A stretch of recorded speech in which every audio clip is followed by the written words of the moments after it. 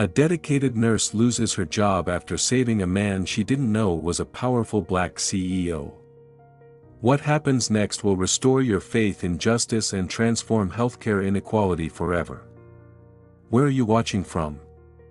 Drop your city in the comments. We love seeing how far stories like this one travel.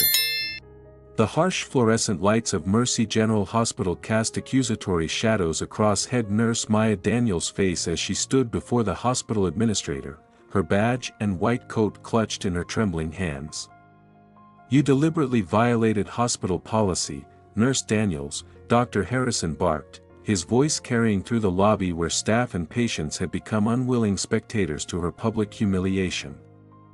"You administered treatment to an uninsured patient and made decisions far above your position." Maya's spine stiffened, though her voice remained steady. "I took an oath to save lives, Dr. Harrison. That man was dying." "That man," Harrison sneered, "had no identification, no insurance card, and no means to pay for our resources." The previous night flashed vividly in Maya's mind. Near midnight, the emergency doors had slid open and a man stumbled in, his clothes torn and bloodied, his face barely recognizable beneath layers of dirt and dried blood. He collapsed onto the polished floor before anyone could reach him. "Please, help," were his only words before losing consciousness. The night receptionist, Veronica, hadn't even looked up from her phone. No ID, no insurance, no treatment. Rules are rules. But Maya couldn't ignore his rapid, shallow breathing or the growing pool of blood beneath his head. Her experience told her he had minutes, not hours. "Prep emergency room 3, she had instructed. "Call Dr. Jefferson immediately." But Nurse Daniels, Veronica had protested, her acrylic nails still clicking against her phone. "Protocol says." "I know that a human being is dying on our floor," Maya had shot back. "Protocol can wait." Now, standing before Harrison with security waiting, Maya felt no regret, only sadness that healing had become secondary to profit in an institution meant to save lives. "Your badge," Harrison demanded, extending his palm. 10 years means nothing if you can't respect our financial guidelines." Maya placed her badge in his hand with quiet dignity. "One day you'll understand that what I did wasn't just about saving a life. It was about remembering why we choose medicine in the first place." Harrison scoffed. "Save your nobility speech. People like you need to learn how things work. This is a business, not a charity." His emphasis on people like you carried unmistakable racial undertones that everyone recognized but no one acknowledged. As security escorted her out, Maya noticed something strange. The homeless man who had occupied the corner outside for years was gone. Instead, a tall black man in an impeccably tailored suit stood watching her, speaking quietly into a phone before climbing into a sleek black car. What Maya couldn't have known was that the indigent man she had saved was wearing a watch worth more than her annual salary, and that as she was being publicly humiliated, an extraordinary sequence of events was already in motion, events that would reshape the entire landscape of healthcare inequality in America. The small apartment in Riverside that Maya called home felt especially empty that afternoon. 10 years of dedication reduced to a cardboard box of personal items and mounting bills on her kitchen table. 3 missed calls flashed on her phone from a number she didn't recognize. When it rang a 4th time, she answered. "Ms. Daniels? My name is Marcus Washington, Chief Counsel for Kingdom Enterprises. I need to speak with you urgently regarding the patient you treated last night." Maya felt her stomach tighten. "If this is about a lawsuit." "Quite the opposite," Marcus interrupted. "The man whose life you saved is Langston Reed, CEO of Kingdom Enterprises and one of the most influential black business leaders in America. He would like to meet you personally." The downtown cafe where they met was bustling with midday activity. Marcus was instantly recognizable, tall, distinguished, with graying temples and the confident bearing of someone who negotiated billion-dollar deals before breakfast. Mr. Reed was on a solo camping trip when he suffered a serious fall, Marcus explained, sliding a tablet across the table. He disconnects completely a few times a year, no security, no assistance. Yesterday's accident brought him to your hospital. On the screen was a professional photo of a handsome black man in his 50s, unmistakably the same face Maya had cleaned of blood and dirt, though now framed by the confident smile of someone accustomed to commanding boardrooms. Why wouldn't he identify himself? Maya asked. He was semi-conscious, Ms. Daniels. By the time he was coherent enough to explain who he was, you were already fighting to save his life, against hospital policy. Meanwhile, at Mercy General, Dr. Harrison was reveling in his power play. He called an emergency staff meeting, using Maya's termination as a warning. Let this be a lesson, he announced. No one is above our financial protocols. Dr. Jefferson sat silently at the back, his jaw clenched in disgust. Veronica smiled smugly from her front row seat. What none of them realized was that Kingdom Enterprises' legal team had already requested the hospital's security footage. Internal emails were being scrutinized. Financial records were being subpoenaed. A quiet but devastating investigation was taking shape, one that would expose much more than a single night's injustice. Mr. Reed is furious, Marcus continued. Not with you, obviously, but with how you were treated. He witnessed your dismissal before being transferred to a private facility. Maya's eyes stung with unexpected tears.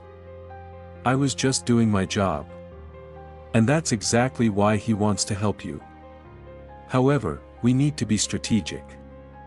Harrison has powerful connections, and this situation goes deeper than one night's events. Over the following days, while Maya worried about mounting bills, Langston Reed directed an exhaustive investigation from his hospital bed.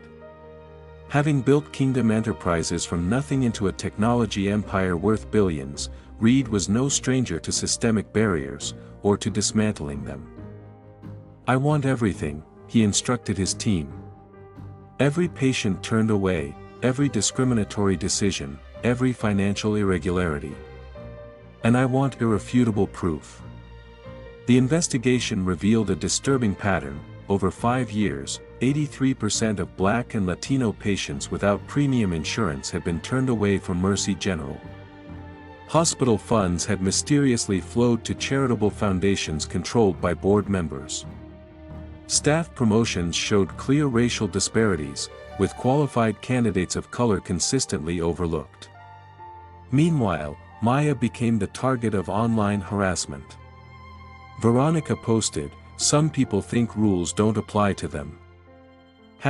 #consequence of entitlement. The post received dozens of likes from hospital management. But there were allies too.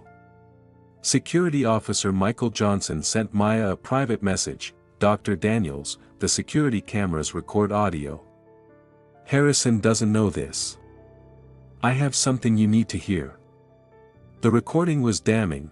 "That uppity nurse needs to learn her place," Harrison's voice rang clearly. "I've been looking for a reason to get rid of her for years." The web of evidence grew daily. At the hospital's annual fundraising gala, Harrison raised a champagne toast, "Mercy General has never been stronger. We've streamlined operations and increased profit margins by 18% this quarter." What he didn't notice was the catering staff member with the tiny camera in his bow tie, streaming every self-incriminating word to a legal team nearby. The stage was set for a reckoning that would transform a personal injustice into a catalyst for sweeping healthcare reform. When you underestimate people like Maya Daniels, when you believe money and connections trump integrity and compassion, the universe has a way of balancing the scales in spectacular fashion. The annual Excellence in Healthcare Leadership Awards transformed the Grand Plaza Hotel's ballroom into a showcase of medical prestige. Hospital administrators, pharmaceutical executives, and politicians mingled, eager to associate themselves with the veneer of humanitarian service while discussing profit margins in hushed tones. Dr. Leonard Harrison, nominated for the fourth consecutive year, radiated smug confidence. His tailored tuxedo and practiced smile projected success as he worked the room, paying special attention to the mayor whose re-election campaign had benefited substantially from his charitable contributions. "Ladies and gentlemen," the event host announced, "please take your seats for the presentation of this year's awards." The massive screens displayed Mercy General's logo as Harrison prepared to accept what he considered his due recognition. As the lights dimmed, something extraordinary happened. The hospital logo dissolved, replaced by security footage from Mercy General's lobby. Harrison's voice filled the ballroom with shocking clarity. "That woman needs to learn her place. I've been looking for a reason to get rid of her for years."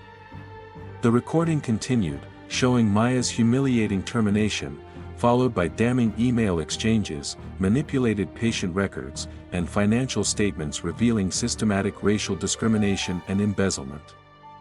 Harrison lunged toward the stage, shouting about technical difficulties, but froze when the screens displayed Langston Reed's face, one of the nation's most respected black CEOs. "My name is Langston Reed," his recorded voice resonated through the now silent room. "After suffering a severe accident, I was denied treatment at Mercy General Hospital. Without Nurse Maya Daniels risking her career, I would have died on that hospital floor while staff worried about my ability to pay rather than my humanity." Panic flooded Harrison's face as federal agents appeared at every exit. Special Agent Carter approached the podium. "Dr. Leonard Harrison, you're under arrest for fraud, discrimination in healthcare provision, and embezzlement of federal funds." As Harrison was handcuffed, the ballroom doors opened to reveal Maya Daniels, elegant in a tailored blue suit, accompanied by Langston Reed, fully recovered and commanding the room with his dignified presence. "You orchestrated this," Harrison spat, his face contorted with rage. Maya approached calmly. "No, Dr. Harrison. You orchestrated your own downfall. I just ensured people saw the truth about healthcare inequality in your hospital." Reed stepped forward.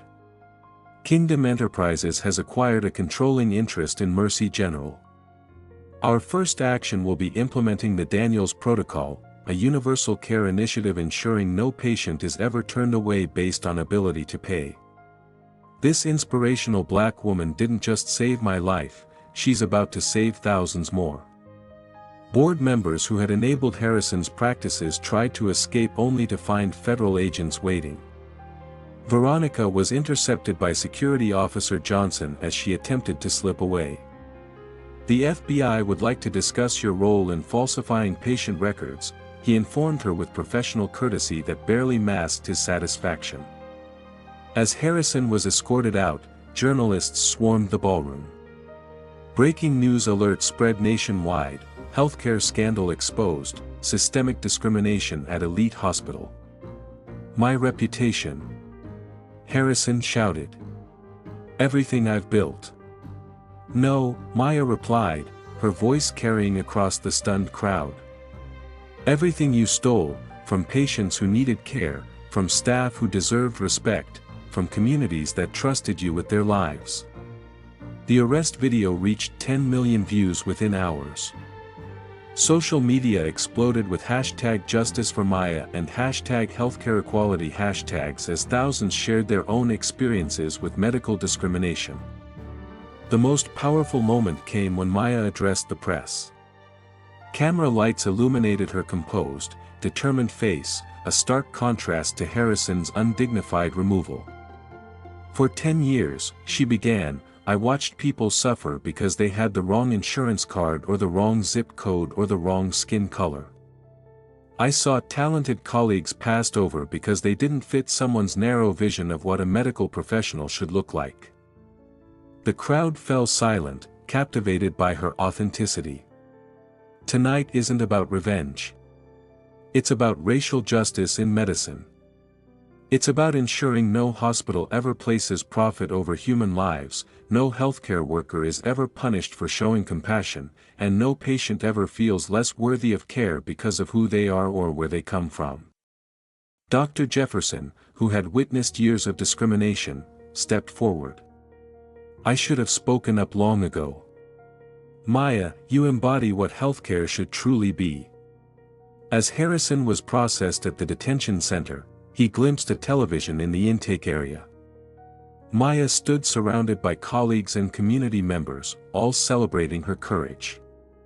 The empire of discrimination he had built was crumbling before his eyes, broadcast live across America.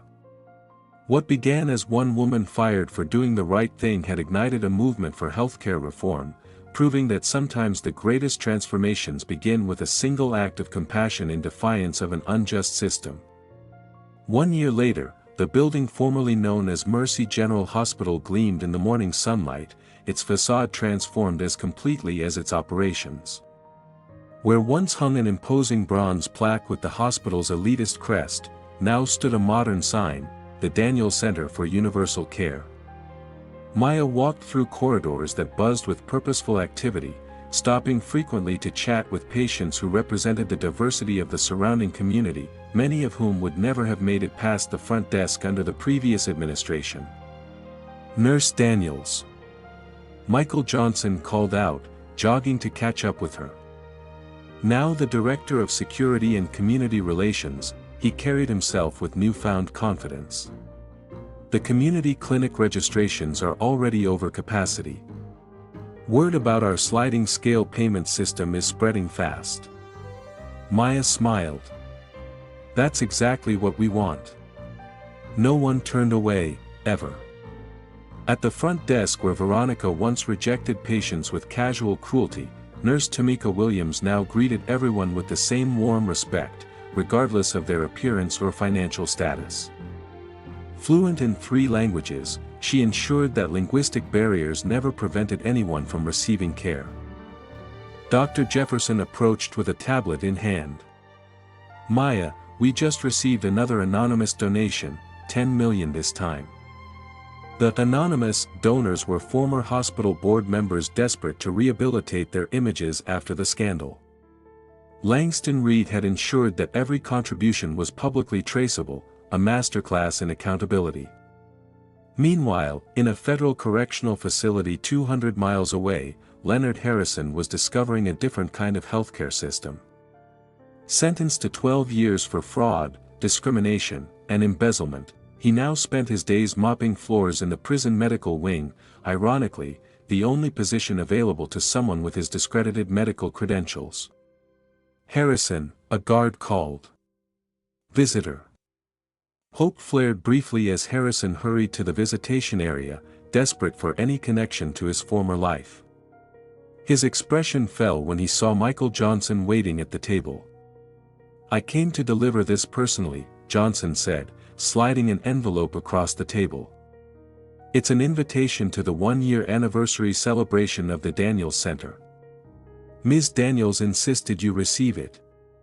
Inside was a newspaper clipping, "Former nurse transforms disgraced hospital into national model of equitable healthcare." Harrison's world had collapsed completely in the months following his arrest. His wife had filed for divorce within weeks. His children had legally changed their surnames. His former colleagues pretended they had never known him. "The irony," Johnson continued, "is that if you had treated Nurse Daniels with basic human respect, you'd still be in your corner office instead of here." At the Daniels Center anniversary celebration, the auditorium overflowed with community members, healthcare professionals, and media representatives. Langston Reed took the stage to thunderous applause. "1 year ago, this extraordinary woman saved my life without knowing my name, my position, or my net worth," he began. "Today, because of her courage, thousands of lives are saved here every year, regardless of their ability to pay." Maya, wearing a custom-designed medical director's coat, stepped into the spotlight that once illuminated Harrison's arrogance. "When I was fired," she began, her voice resonating through the packed hall, I thought it was the end of my career. But I discovered that sometimes life needs to remove us from the wrong place to position us exactly where we're meant to be. In the front row, her family watched with pride. Beside them sat healthcare administrators from across the country, studying what had become known nationwide as the Daniels model of equitable care. The real revolution in healthcare, Maya continued, doesn't happen in boardrooms or billing departments. It happens when we recognize that every human life has equal value, regardless of race, wealth, or social status. 6 major networks broadcast the speech live. #Daniels model trended worldwide. Universities competed for Maya to deliver their commencement addresses. Her biography was already being written by a Pulitzer Prize-winning author. Veronica, now working as a cashier at a suburban pharmacy, changed the channel whenever Maya appeared on television. Her cruel social media posts had been preserved and were now used in medical ethics courses as examples of how bias corrupts healthcare. The most powerful moment of the ceremony came when Maya announced the Langston Reed Scholarship for Black and Latino medical students. No one with the calling to heal should ever be prevented from answering that call because of economic barriers or systemic racism, she declared to resounding applause. Reed approached the microphone. I'm pleased to announce that Kingdom Enterprises is committing $250 million to establish Daniels Centers in 10 additional cities over the next 5 years. As camera flashes illuminated the stage and the audience rose in a standing ovation, Maya experienced a moment of profound clarity. 1 year ago, she had lost everything for doing what was right. Today, she was leading a healthcare revolution that would save countless lives. The lesson was unmistakable: the most powerful response to injustice isn't destroying those who caused harm, it's building something so magnificent that their malice becomes irrelevant. Maya didn't need to bring Harrison down, she created a legacy of compassion that made everything he represented obsolete. So while Leonard Harrison counted the days of his sentence in a prison cell, Maya Daniels became an international symbol of how true greatness springs from compassion, and how sometimes being punished for doing the right thing is simply the universe preparing you for something infinitely greater than you could have imagined. 3 years after that fateful night, the Daniels model of universal care had spread to 37 hospitals nationwide. What began as one inspirational Black woman's stand against healthcare inequality had evolved into a movement transforming how medical care reached underserved communities. Maya Daniels took the stage at the National Medical Association's conference, the first nurse ever invited as keynote speaker. The evidence is undeniable, she told the assembled leaders. Hospitals implementing our model have seen a 60% reduction in preventable deaths among minority populations and a 45% decrease in emergency room overcrowding. And to those who claimed racial justice in medicine would bankrupt hospitals, we've documented a 23% increase in operational efficiency. The economic argument had proven as powerful as the moral one. By providing preventative care regardless of insurance status, hospitals reduced costs while improving outcomes. Langston Reed nodded from the front row. Their partnership had transformed both their lives in unexpected ways. His company's value had doubled as consumers increasingly supported businesses with social impact. More importantly, he had discovered purpose beyond profit. The true victory, Maya continued, isn't just statistical. It's watching medical schools revamp their curricula to include coursework on racial disparities in healthcare. It's seeing young doctors choose hospitals based on commitment to equitable care rather than prestige. The Daniels case study was now required reading for medical students across America. Meanwhile, Harrison had served 2 years of his sentence and begun writing a memoir, a brutally honest account of how prejudice had corrupted his practice. The early drafts showed genuine remorse that surprised even his closest associates. The question I'm asked most frequently, Maya said, is whether I forgive Dr. Harrison. The audience leaned forward, captivated. My answer is this: forgiveness was never the point. Justice was. Not just for me, but for every patient turned away, for every healthcare worker silenced, for every community underserved because of healthcare inequality. She paused, her gaze sweeping across the hall. The highest form of justice isn't punishment, it's transformation. We transformed a broken system into one that works for everyone. That victory is infinitely more satisfying than any retribution. As Maya concluded, her phone buzzed. The Supreme Court had just ruled in favor of the Equitable Healthcare Act, legislation inspired by her story that would enshrine the Daniels model into federal law. That evening, celebrating with the team who helped expose Harrison's corruption, Michael Johnson raised a toast to Maya Daniels, who showed us all that sometimes the most revolutionary act is simply doing your job with integrity, no matter the consequences. Maya reflected on the nurse she'd been that night, never imagining her decision to help a stranger would ignite a movement for universal care reform across America. In that moment, she understood the profound truth: the universe had placed her, a woman with enough courage to do what's right and enough vision to transform injustice into universal good, at exactly the right moment in history. The lesson wasn't just that justice eventually prevails. It was that one person who refuses to be fired for doing the right thing, whose compassion is multiplied by courage, can heal not just a single patient but an entire broken system of healthcare inequality. Which moment in this story of racial justice in medicine touched you most deeply? Have you ever stood up for what's right despite the consequences? Share your experience in the comments below, and if this story of courage inspired you, please subscribe for more powerful stories that demonstrate how integrity and compassion can overcome injustice and transform our world.